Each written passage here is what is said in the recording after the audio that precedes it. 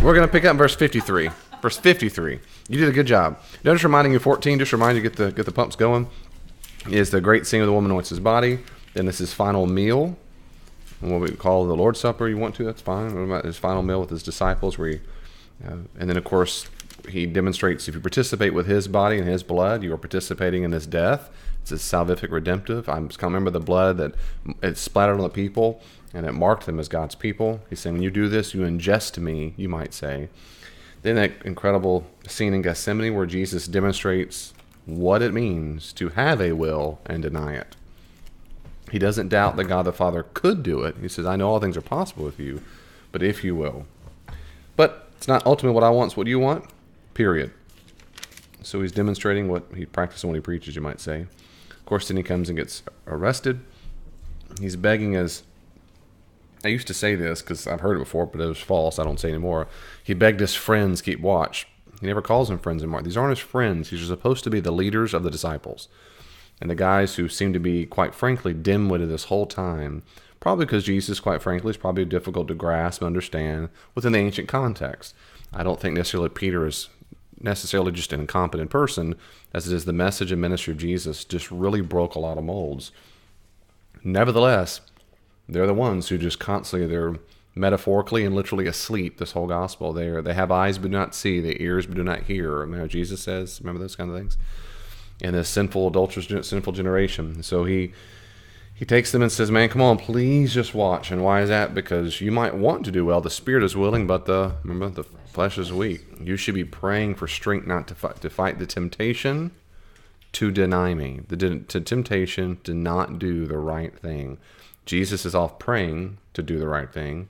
And we'll see later on he has strength. Peter was asleep. So in just a moment where Peter is having his own trial scene, he fails miserably. He was not prepared. He was not praying. Kind of an example of every man, or every human, I should say. Yeah, that's common. That is the common man. So go ahead. That Peter represents. Say, yeah, kind of just in general, stay alert. Stay alert. I agree. I as far as when it comes to application, and I agree with you that Peter does probably represent the common person, the common man, common woman who says, got to stay alert. I think so too. So he is betrayed. To think historically just for a moment, there would have, remember, just if you remember this, maybe you don't, it's okay. This place would have been flooded with hundreds of thousands of Jews for the Pesach meal and the feast of unleavened bread that happened around that same period. So it's not like there's one hotel outside of town. There are little villages and campgrounds and whatever all over the place. And so Judas, what's the betrayal is Judas takes him at nighttime. He knows exactly where to go. Of all the people you see, he knows exactly where Jesus is, and that's where he takes him and hands him over or locates him. Now, why are they doing it at nighttime? Because they're afraid of the crowds. Remember that? So, and in Mark's scene, this scene is just one of chaos. Someone, remember verse 47, but one of those who stood by drew the sword and chops it off. There's no healing miracle here. It's just pandemonium. But and they're trying to fight and run and do something. And Jesus basically says, no, this is a scripture to be fulfilled. Okay, this young man, we don't know who he is. Then in verse 53, remember in that last scene, Jesus doesn't say much in the rest of the entire gospel. And no more parables, no more teaching, no more healing. None at all. And they led Jesus to the high priest, and all the chief priests and the elders and the scribes were assembled. Now this is what would be called the Sanhedrin. There's a long history of scholarly debate about whether this kind of thing really could have happened at nighttime and so forth. The short of the story is many New Testament specialists think this is not beyond the pale of historical probability. This very well could have happened. And anyway, there's a long history there, but I'm not going to do it right now. But the high priest, you have to think the high priest changed their functions. I believe it was annually. And in fact, I think they were chosen by lot or by straw. They thought it was God's will that whoever picked a certain thing, you became the priest. Something like that. So imagine something kind of like a pope, but that it changes power a lot more often, not when you die or just recanted or something. Does it ever repeat? I don't know. That's a good question. I do not know. I don't know if it ever repeated, or if it's like a one-time only kind of deal. That's a good question. But this person had all the power. This Sanhedrin, the elders and the chief priests and elders and scribes, this represent the chief Jewish authority of the time period. It's difficult for us to imagine, I'll speak for myself, because I don't live in that kind of world, because I live in the United States of America, where I know if I go to the police department locally or 100 miles away, I know in general they have the exact same was it executive branch, right? The one, yeah, that's right. So I know basically that the rules are going to follow basically precinct to precinct, basically the same wherever you go. You don't go closer to the Washington D.C. and they get more authoritative, or you don't have to go to D.C. before you finally get a hearing. That's not at all how it was in the ancient world with Jewish authority. If you weren't in the precinct, they didn't have much authority over you at all. It's kind of like the United States going to Canada or something like that. Or if you're a cop, if you're a police officer yourself and you cross state lines, then it's a little more, okay, I'm not my jurisdiction. It's more like that for them. But they have authority to do all kinds. The most authority, the worst they could have done, and I mean, they could have turned to a mob and just killed them on the spot. That is certainly a possibility. But legally, the worst they could have done probably is not given capital punishment. That is, if they were to kill Jesus, almost certainly that would have been a violation of what they were allowed to do by the Romans. They could beat the snot out of him. We know they beat people, I think it was 39 lashes. I used to know the number. It's like 13 in the front, 26 in the back. They beat you in the chest and the back. That's what the Apostle Paul did to Christians, and that's what happened to him. He says in 2 Corinthians, more than one occasion, he was beat like that. So this would have been something that could have, at minimum, really, really beat the snot out of Jesus, and whoever else they wanted to followed him. Now, we're about to see a lot of good irony here, and this trial scene really is there's two trial scenes going on simultaneously, Jesus and Peter. So as Jesus is led away, Peter had followed him at a distance. A little metaphor there. He followed him. Remember, throughout the gospel, follow means to be a disciple. Here it's at a distance. He's not right beside him. He's not right behind him or in front. He's way back, way back. And he goes right into the courtyard of the high priest, and he was sitting with the guards and warming himself at the fire. You can go to the traditional spot where this is, by the way, today in Israel. Now, the chief priests and the whole council. So you notice the camera. This is a great, easy to picture as a movie because I like movies.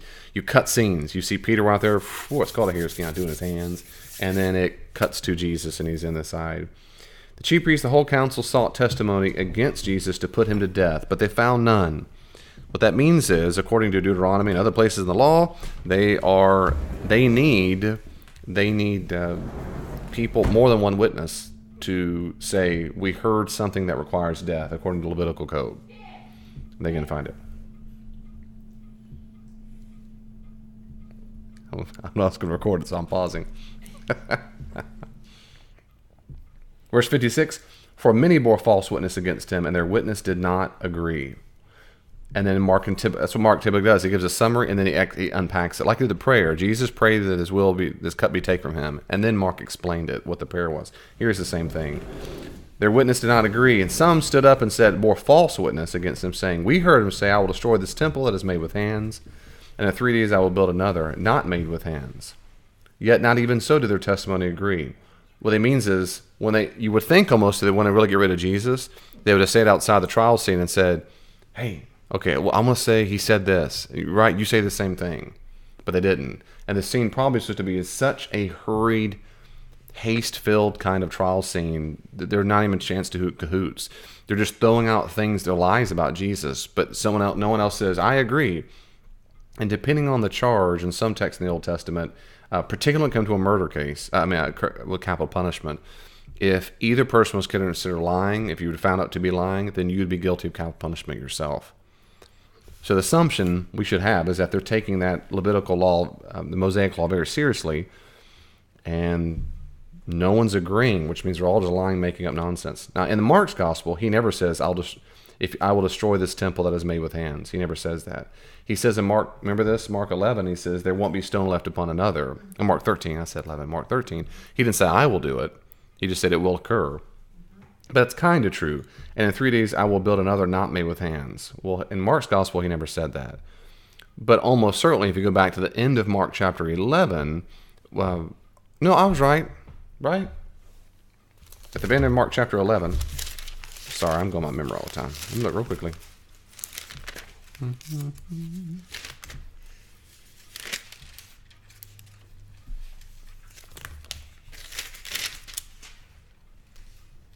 Yeah, that's right. That's right. It is the end of chapter 11 that he reminds them, verses 24 and 25, I tell you, whatever you ask in prayer, believe you received it, it will be yours. You stand praying, forgive, and so forth. It's in that context, if you remember, in this community of forgiving people who are praying together, is probably the way the earliest Markan audience heard that. That is, they might have said, well, in Mark's gospel, he never said, I'll build a new temple, but we are it. We are the new temple. The point is, it's in God's community, now through the Christian community of Jesus, that there is a new community. But in the gospel narrative itself, we never hear Jesus ever saying that. So therefore, as Mark says in verse 56, it's false witness. It's false witness. But they didn't agree. That's a bad deal. Verse 60, and the high priest stood up in the midst and asked Jesus, basically, you're not going to say nothing? You don't have any answer to make at all? What is it these men testify against you? He's really trying to bait him, right? Just say something. But he's silent and made no answer, which of course almost certainly comes from Isaiah 53:7, he was silent before his accusers, before the nations, and that kind of stuff. Well, later on he's going to be silent in front of Pilate too. But again, the high priest asked him the question he should have asked him the whole time. Because the first question is, do you have anything to say? Is it a relevant, dumb question? This is now the question of the entire Gospel of Mark. And that's why everybody concurs. This is the climax of this question. It has been the drum that has beaten the whole stinking time. It started out in the baptism, and when the heavens were split open, this is my son in whom I'm well pleased. On and on it goes. Who is this? The wind and waves obey him. Who is this that speaks with authority? This is my son, listen to him in Mark chapter 9, on and on. Now the high priest in front of everybody. This is the Pope, Jewish Pope. Sorry, Roman Catholics, but anyway. Are you the Christ? Christ, of course, just means anointed one. Are you the Messiah, the Son of the Blessed? Of course, blessed is just a circumlocution. He just means God the Father. Are you in fact the Messiah? And Jesus says, no more quietness, no more be quiet, no more shut up and come out of him, demon. I am. I am. A little footnote, I'm going to pause there because I want to really unpack this verse. It's very common amongst skeptics, Muslims and others as well, but certainly just non-believers. When did Jesus ever claim for himself to be it? I mean, his believers, his followers called him that. Well, that's easy. I mean, it's Mark 14. Jesus says explicitly, yes, I am. I am the fact the Messiah. And then he defines his exact role. And he quotes from two different passages, Daniel 7:13 and Psalm 110:1. You will see the Son of Man seated at the right hand of power. Now, Son of Man and coming with the clouds of heaven, as we've seen several times, that's almost a direct quote from Daniel 7:13. But seated at the right hand of power is from Psalm 110:1. And let me unpack that for a little bit. Psalm 110:1. If you remember what just not too long ago, feels like forever, Jesus was in the temple and he's debating people and they're testing him. And it seemed like one that's kind of random out of place. Jesus says, how can people say the Messiah has come? Remember when David says, how my Lord says to my Lord, sit at my right hand, and the crowd were so excited, happy to hear it. And I try to explain that's a bizarre thing, but if the Messiah of David is merely human, he's of Davidic descent. But if you use Psalm 110 messianically, King David said, my Lord said to my Lord, which means whoever David's calling my Lord means he's the boss. And so what makes him so happy is he can't be just human Messiah. He's got to be something of a different kind of origin. Okay, but the idea of being seated at the right hand, like it says, my Lord said to my Lord, sit at my right hand. This became, I think, the number one way the earliest Christians like to talk about the authority of Jesus. I don't think this way these days. I don't think of people I want in power. I don't think of the vice president literally sitting on the right hand of the president. But I ain't sure that's how it happened. I mean, you had the king, the monarch, the right hand for most people right-handed. Sorry, left-handers. But it's the stronger hand. So it became a metaphor that whoever's at the right hand is the one in authority. And that's what happened in Psalm 110, that Jesus himself will sit down. David, does that mean Jesus literally sits on a throne? I don't know. But what everyone usually agrees in scholarship is that this is a metaphor for being enthroned. It is a metaphor for being enthroned. So while I personally, y'all can do what you want, personally, I picture Jesus sitting down that motion of enthronement, but that's not the point. The point is not him sitting on a throne. The point is he is now the boss. He's the boss. God the Father doesn't pick dudes to be the boss with him. Well, that's the implication. So when he says that, mixed with, you will see the Son of Man coming with the clouds of heaven, this is a really big deal. Coming with the clouds of heaven, of course, is apocalyptic. It's from Daniel 7:13. It's worth repeating every time I say it, because this is the number one way Jesus likes to think about himself as this Son of Man character, who comes with the clouds of heaven. If you were raised in dispensationalism and you believe in rapture theology and with all the churches leaving, every time there's a mention of cloud, people get very excited. And unfortunately, it means they radically misunderstand the text. And are you the Christ? And that's capitalized. I don't know why you're... Gotcha. So why is you capitalized in verse 60 and 61? It is just your editors of that particular translation chose to put it that way. Yeah, I didn't know if it was just when I was doing that or not, but it was just weird. Yours is capitalized too? Okay. It was Yeah. just, New King James. That's probably a throwback, mine's American Standard. which is the version. Yeah, it's a little throwback, probably to just respecting who he's talking to, maybe. But it'd be interesting if that translation we looked up every other time Jesus is talked to in the second person and see if it is a capital Y. It's just when the high priest, I'm just noticing it here. Gotcha. Like when the high priest is talking to him. That's a good question. Yeah. In Greek, it does not do that. In Greek, people wrote for centuries. They wrote with either minuscules, which is minuscules is like lowercase, and then uncials are uppercase, caps lock. And they didn't do both. They did either. Okay. So every single letter is all uppercase, or every single letter is all lowercase. Okay. We started doing that in English because it was a lot of reasons, but so that's just your particular Bible. Yeah, Okay. yeah. No, it's a good question. I'm glad you asked. I'm serious. Yeah, I mean, But- it just kind of jumped out at me, and I did not notice that throughout anywhere else. So, I wonder if they did it as some respect thing, but I don't know why on the lips of the priest. That's a good question. huh. Okay. No, that's good.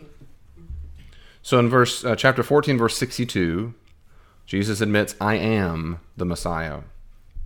I am the Messiah, and I am the one who will behave like the Son of Man who comes with the clouds of heaven. And I was saying, if you're used to rapture theology and so forth, you hear clouds, get excited. They tend to think clouds means we're always going up. In Daniel 7, that's not true. Whenever you look at clouds of heaven in Daniel 7 and other Jewish literature about the time period, clouds mean we're coming down, but it's not that Jesus is coming down through the cumulus clouds and stratosphere, but rather, as it were, he's arising with the divine presence. That's just a metaphor for that. That's all it is. And so to see this man coming with the clouds of heaven means he's coming to the divine presence. We say that very flippantly these days, and I understand that. Particularly, I'm kind of okay with that because we're Christians. That is, remember in Hebrews, we approach the throne of grace with confidence. We don't shrink back because of Jesus. Well, Jews for centuries didn't do that. You don't ever do that. You go for the closer you get to the Holy of Holies, the more you're likely to die because you're a sinner, unless you're ritually pure and all this. I mean, it's a very daunting, scary task. So when we say that, we have to remember to come in the clouds of heaven is the divine presence himself in Daniel 7, and to be given authority to rule over all nations, and it says in Daniel 7, and his kingdom will know no end. This isn't a dude. I mean, there's everything indication he's not just a regular dude. So Jesus is saying, I am the Messiah, and if I wrapped up that last sentence and made it a little more palatable for our modern Western ears, it would sound like this. Jesus said, I am the Messiah, and you're going to see me come back, and I'm going to judge you. In a nutshell, that's the point. When the Son of Man comes with the clouds to sit at the right hand, he's enthroned to do what? Not eat ice cream. What is he? It's to judge. You will see me come back, and the implication is judge you. I will rule over you. I will rule over you. I'll say more about that in just a second. I'll say it right now, the minimum. That is, they understand what he meant. In verse 63, he doesn't give him a high five. He tears his garments, which is the fairly common indication of something horrible was just said or done. Typically, it's a sign of grief or repentance in the Old Testament. Why do we still need witnesses? You've heard this blasphemy. Let me pause for a second because I don't want to go too far away. I try to look up a couple of footnotes. When he says, are you the Messiah or the Christ, the Son of the Blessed? It's very important to understand two things. One is about what it means to be Messiah, and one is to be Son. To be the son, a lot of people to this day, we need to be very careful about this when we say this around, well, Christians, certainly baby Christians and certainly non-Christians. Son doesn't mean Jesus had a daddy and God the Father was his daddy. I meet people all the time, young and old, who do think that when it says Jesus is the Son of God, they see it that way. They really think that the Father really is his father, really is his daddy. And that certainly gave rise to Joseph Smith, who founded Mormonism, and the horrible theology represented it. And that's exactly what they thought, that Jesus was the love child between the God and Goddess, God the Father, and he had some woman, and then he grew up and so forth. Because, well, I'm probably when you ask that teenage boy who made all this up, he said, well, it says he's the son, and he says he's the father, so clearly nobody in the history of, I'm telling you, no Christian thinker in the history of Christianity has ever thought that. They've always been very, very clear about this fact. When you read the text, that to be the son of, when it comes to being a king, no one thought, as I said way back at the baptism, this is my son of whom I'll please. That's quoting a psalm. Remember that? No one thought the king at the time, and the Jews said it for kings, that a king got birthed on the throne when they sang the tune. It's a metaphor for being enthroned, born of God, as it were, being enthroned. So I'm trying to clear your mind too, in case you're ever confused. To say are the Messiah, the Son of the Blessed, is not counter evidence. See, David, even the priest understands Jesus, I am. That means I must have a daddy. No, it's just not that at all. It's just a way of saying, are you the anointed one from the line of David? Because that's what they would say that about King David. So my first point is son doesn't mean literal son. Secondly, I'd say Messiah. It is not illegal to be or claim to be the Messiah in Judaism. You will almost always, bless their hearts, hear this wrong in churches. You should never. He says Messiah, and that just made them so mad it's illegal. That's just false. Bar Kokhba and the Second Major Revolt around 132 to 135, he claimed, or a minimum all of his followers claimed, that he was the Messiah. There was no revolt. He didn't get killed for it. He can go to the Sanhedrin. It's not illegal. They might say you're wrong, but they might say you're right. Like, hey, man, maybe he's the real deal. Almost certainly, what got Jesus in trouble is not saying I am. Have you shut his mouth then? They might have said, yeah, whatever, give me some signs. It's the next thing out of his mouth.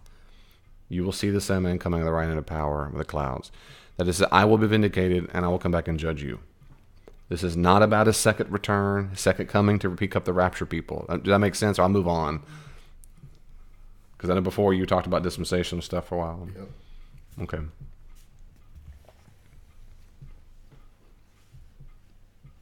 High priest is upset. Now everyone's a witness, right? You need more than one to hear some kind of bad thing. And he says, have you heard this? Blasphemy. In Mark's time period, when he wrote the gospel, his church should have understood that it was heresy, you might see blasphemous, to claim that Jesus, who was a crucified criminal, was living Lord and Messiah. That message was something that got you in a lot of trouble for their audience. Today, not so much in America, but it would if I were in a Muslim country. 99%, I went on saying, Jesus is the Lord. He rules over Muhammad, or whatever. I mean, that stuff is not, they're not going to give me high fives. When the time period, in Mark's audience, what makes it blasphemous for Jesus in his actual historical setting is that, if you remember, blasphemy means something like, in this time period, blasphemy literally means slander. Well, we use the word slander to defile someone's name or character. You can, and then in the New Testament, the Greek word can be used for humans, can slander humans, blaspheme humans. They can slander or blaspheme God. Over the centuries, and probably because of just the way it works in American English, we were so influenced by King Jimmy, and his version for so long that blasphemy just became a religious term, as in to say something bad about God, usually GD, which God, damn, D-A-M-N, meant to send someone to hell or punish them. It didn't. That became just a cuss word. And priests said all the time, may God damn the sinner to hell. That was a standard. They would say that's what he did. That's what he does. Over time, that became, GD, a two-word cuss word. But that's basically a modern invention. Okay, fine. I don't teach my kids to say modern invention cuss words. What I'm saying is, historically, it didn't mean any of that stuff. It didn't, just like those words didn't mean that. Blasphemy was not purely a religious term. If you go back to this time period, it didn't. It just meant to slander something. The reason why they're accusing in the Old Testament, you could slander God in different ways. But the big Decalogue that says, do not take the Lord your God's name in vain, did not specify the kinds of things that would make his name be taken in vain. So one thing most Jews concurred upon was, at minimum is, don't say his name. Just don't even say it. You're less likely to slander something you don't even speak. And so it became very common you didn't say his name. You might say Hashem, which means the name. You might come Hamakom, which means the place. You make up words. Instead of saying, even to this day, when Jews read God, or Yahweh, you say Yahweh, when they read that, they don't say it. They say Adonai, which means my Lord. And that's the origin of, I've told you before, Jehovah. You take the consonants of Yahweh, the vowels of Adonai, and it gets Yahjovai, and it comes up Jehovah. So it's a made-up word. There is no God like Jehovah, as the song said. That's true. We all know it's Yahweh, but it's a made-up name. Jehovah is completely made up. So what did Jesus do wrong? How did he slander? Well, he didn't mention God the Father's name. He didn't say Yahweh, whatever. But what he did was, and we see many different instances in this time period, when a person misattributed divinity. So if you called something that was clearly of Satan, of God, that's blasphemy. Back to Mark chapter 3. All sins will be forgiven people except the sin of blasphemy. And in that context, the people who are attacking Jesus say he just healed someone by the power of God, and they said, no, it's by the power of Satan. And the fact that they can't grasp what he's doing is from God and for God, but I think it's from Satan and for Satan, you have slandered God's behavior, God's character, God's activity in the world. So Jesus says that about them. And that's why it all can be forgiven but that one. That is, if you're so blinded or hard-hearted that you can't grasp God's power in the world, there's no hope for you. You refuse it. Here it's kind of like that. They're assuming Jesus, a dude from Galilee, is claiming to have the authority that only God the Father has. That's blasphemy. If they're right? If they're right, it's blasphemy. If he is just a dude going, yeah, you'll see the Son of Man, that's just blasphemy. You mean the dudes you work around, they're fishermen? This is nonsense. Nope, no way. I did a podcast one time because it hit me one day so hard. I never thought about it. I used to talk. I taught world religions for a few years at a college in Houston, and so I've taught Islam several times. It became kind of one of my subspecialties in religions. I'm not a pro at it, but I'm a very, very, very good amateur at it, you might say, because I've taught on it for years and years and read and so forth. But the number one possible sin in Islam, most scholars will tell you that there's one biggie you cannot commit, where in Christianity typically would say blasphemy, but you give it nuance. You don't just say blasphemy, period. Well, yeah, but there's context in Mark 3. Like I just gave all the context. It's when you're so hard-hearted to what God's doing in the world, you think it's from Satan. Man, you are lost, brother, sister. In Islam, there's one biggie, and it's what they call shirk. In fact, Linda Shirk's last name is that chief sin. I haven't told her that yet, or Fred. So they're top. That's spelled just like that. That's what it is. So shirk means to claim divinity for yourself. So it's like blasphemy, basically what it is. But most scholars concur that shirk was deliberately targeted to Christians. That they think Jesus was more than just a guy, and that's shirk. So I did a podcast while it hit me all of a sudden. That's what Jesus is being convicted of right here. So if I were speaking Arabic in an Arabic country and they were Muslims, and they're not here, I know that, but I mean, if you were, what's Jesus' problem? And they all would go, shirk. That's his problem. He deserved to die, period. He committed the worst possible sin. He's just a dude. He should never have said that. But the way they say it in their ancient context is blasphemy. But it's to slander.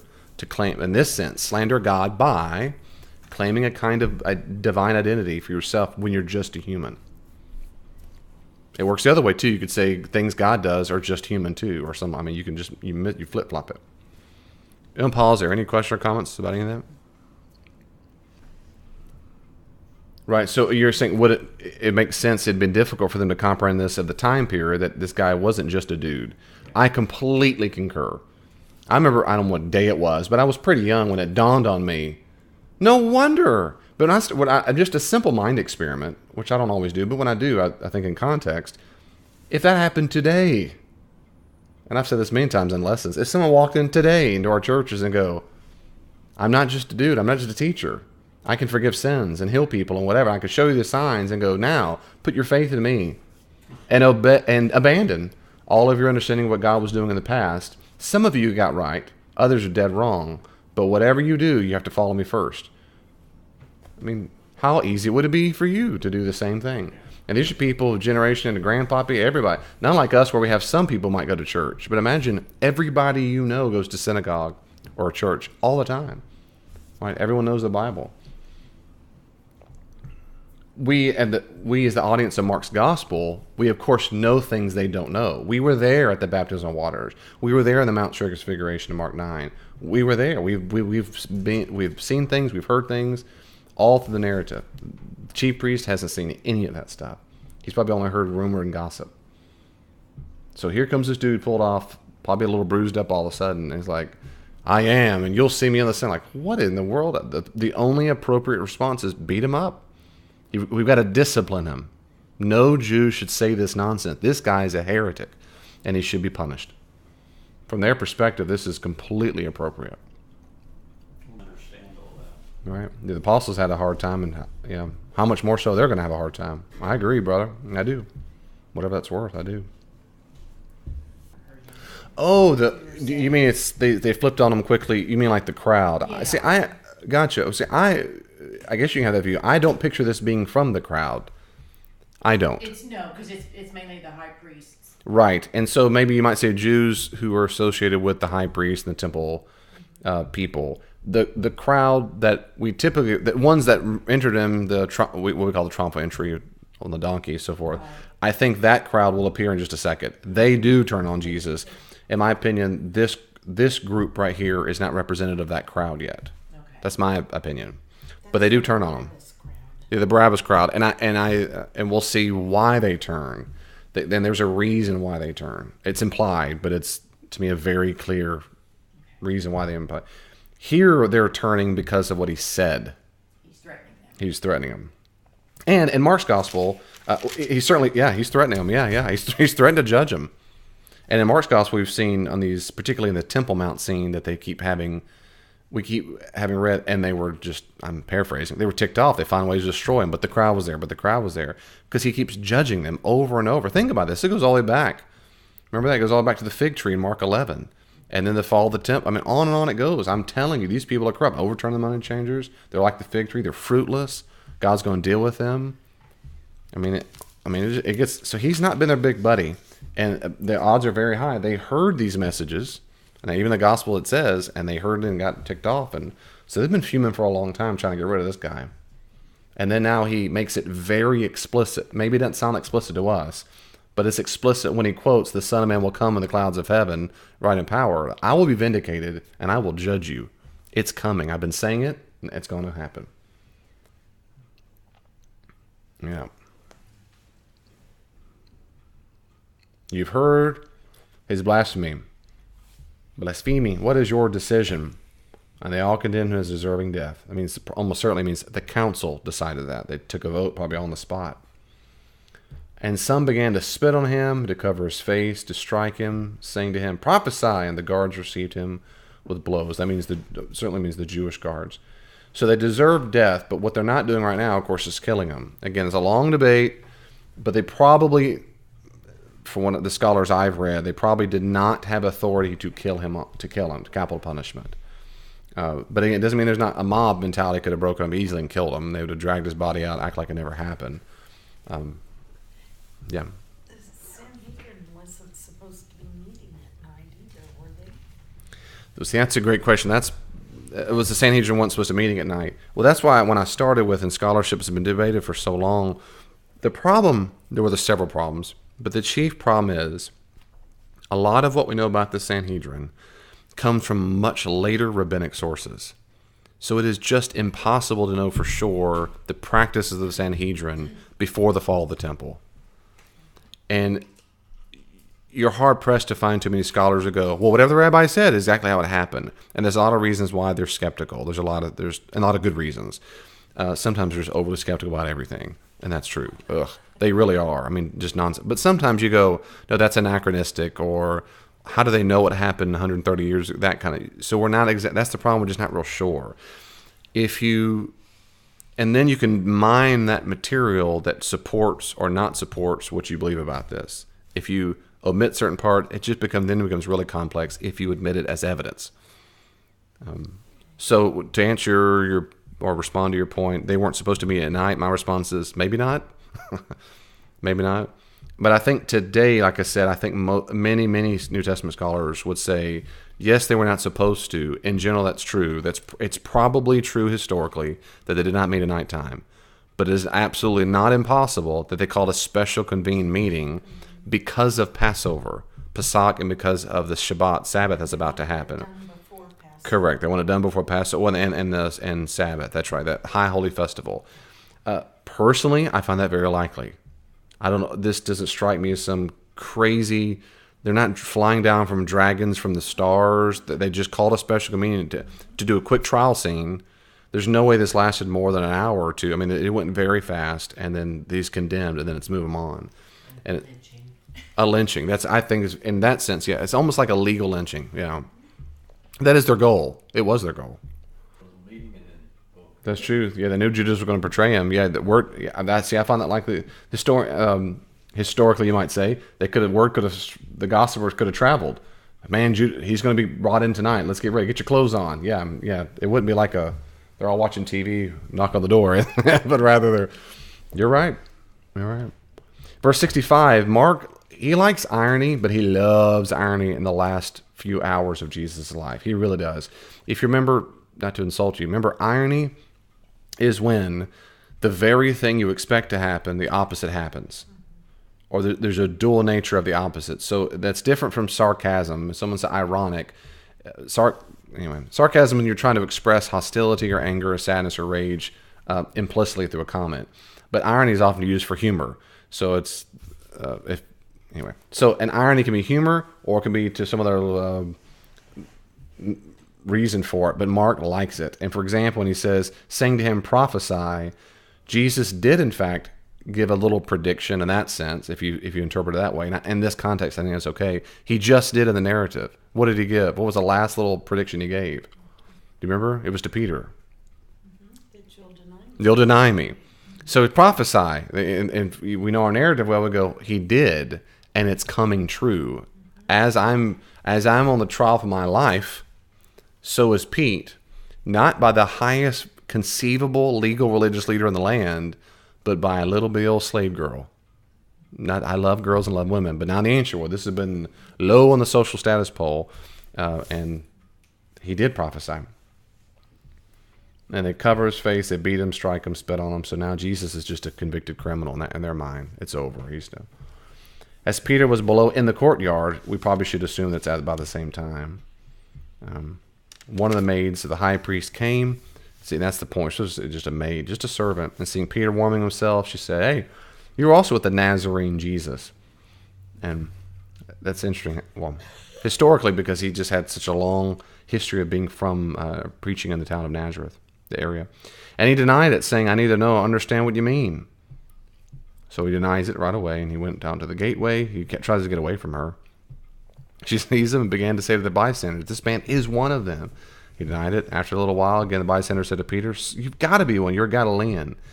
Now, we see in the other Gospels, but they can tell by his accent that when he's speaking, he has a Galilean, we might probably call a little redneck accent. It's a countryside. This is not Jerusalem.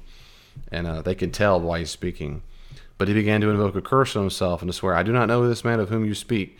And that curse probably means like, "May God strike me down." Or today, again, see, everything becomes a bad word. "I swear to God." That was an old way of making it. Literally, that meant, "I swear to the gods." That's probably almost certainly what he said. "May God strike me down and send me to hell," or whatever. I don't know who you're talking about. And there's irony there too, isn't there? Because on the one level, yes, he does. On the lower level is, he's exactly right. He doesn't know Jesus. He's gotten every single thing wrong.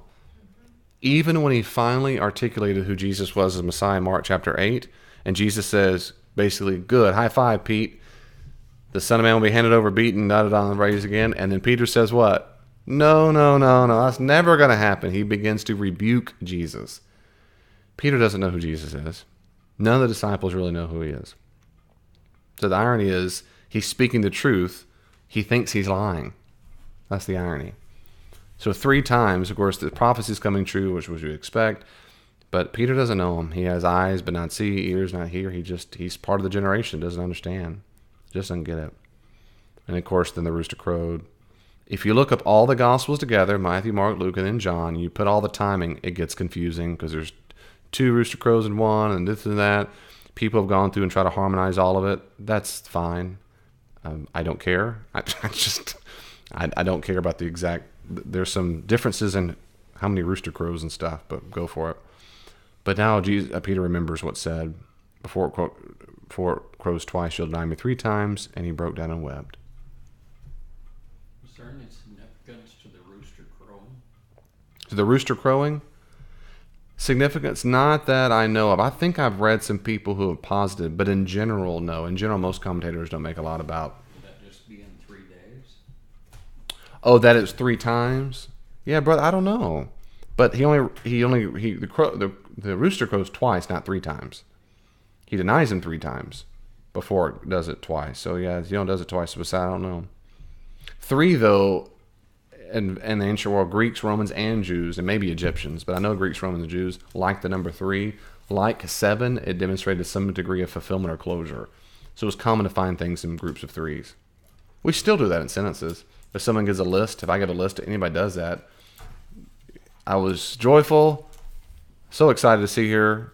They don't say period, and there's always got to have a third one. You got to have, well, that third makes it feel complete. That was one in the ancient world too. And he weeps. Remember back what Jesus said in Mark chapter 8, whoever wants to save his life will lose it for my sake, will lose it for my sake, will save it. What does it profit a man to gain this, right? Keep his soul, gain the whole world, but lose his soul.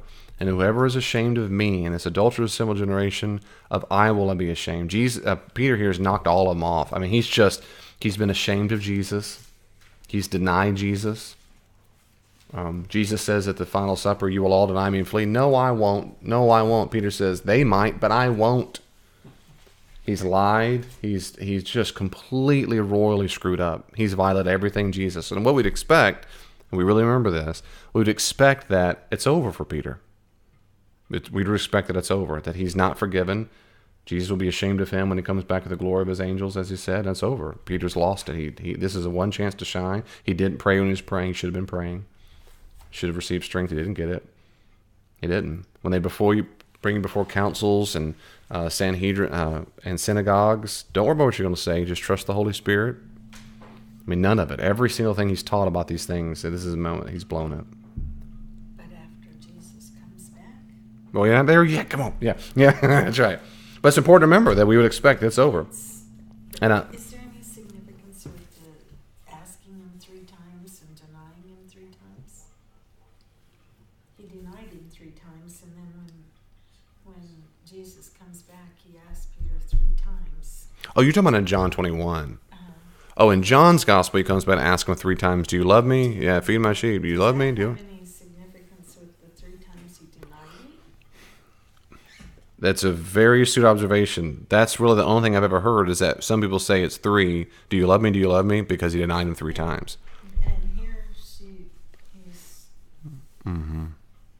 denied him and then denied him again 3 times there. And he does in John's gospel too, of course. And so, yeah, he has 3 chances at the end of John's, what we usually call the epilogue, 3 chances to make up for his 3 denials. Mm-hmm. Yeah. I love how Sharon Dowd says, the last words you hear on the mouth of a disciple is, I do not know this man of whom you speak.